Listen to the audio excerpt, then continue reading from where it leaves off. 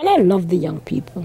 Wherever I go, I see them on the bus, I see them on the street, I talk to them like my own. Sometimes I think I'm overdoing it. I said to one boy, pull up your pants. You have your pants falling down on the ground like that. And he look at me, he maybe think I'm crazy. Yeah.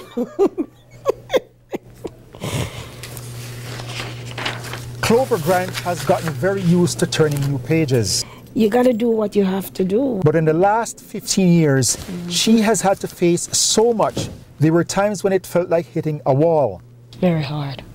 Everything started in 1996 when her husband, a Seventh-day Adventist pastor, was transferred to Montreal. I just didn't like it. There were many differences between the city and her native Jamaica, and there were times when she simply felt unwelcome. I remember once I went out for a walk. Like the time she got lost and was late getting home.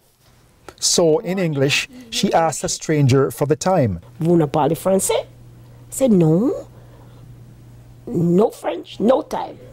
But she stuck it out. She raised a family, made strong ties with her church and her community, and now... Nobody can get me to leave Montreal. But just when things began to go well, life threw her another curveball. Car accident.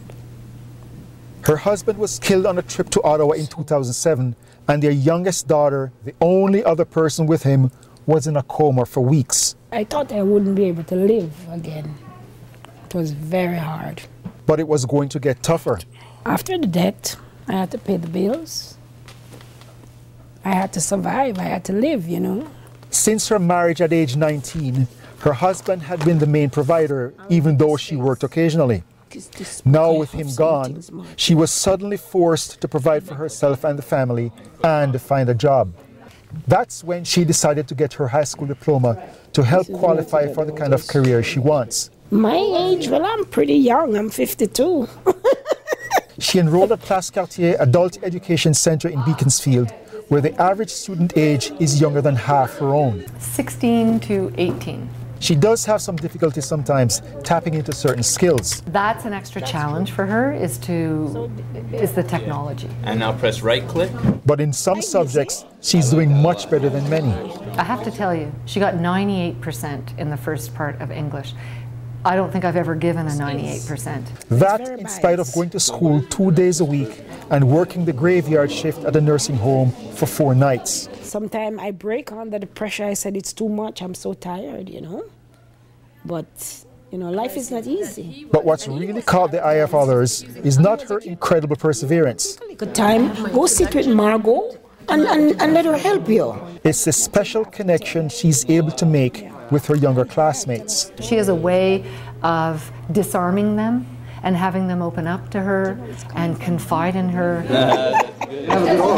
Even when they get on her last nerve and she scolds them, they listen to her. She spoke out because some people were acting up, and the way that she did it, she handled it so well that they didn't resent her for it. Clover wants to make use of this talent, and that helps to motivate her. When you have a gift, a talent, you got to share it and let it be a blessing to other people. That's why once she gets her high school diploma, she wants to go on to CEGEP to study special care counseling. Well, you can take my number and we can be family. You can come over. This strong calling to reach out and help others by counseling would be her own little ministry in her own way. But on top of that, it would be her own special connection to her husband. It's a follow-up of his work. In life, things happen and we have to pick up the pieces and move on. You know, we don't just sit there in self-pity. We got to keep going.